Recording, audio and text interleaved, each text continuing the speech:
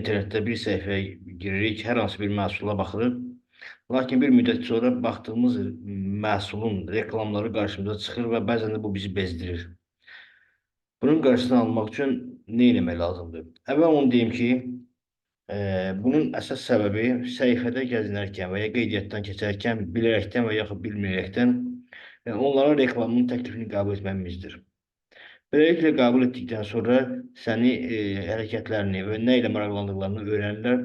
Hətta ən pisi odur ki, yəni ən pis halda ola bilər ki, bu məlumatları öz xeyirlərinə istifadə etsinlər və yaxud ümumiyyətlə satsınlar kiməsə.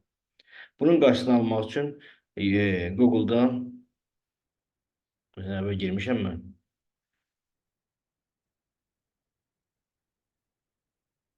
I don't care about səhifəsinə giririk.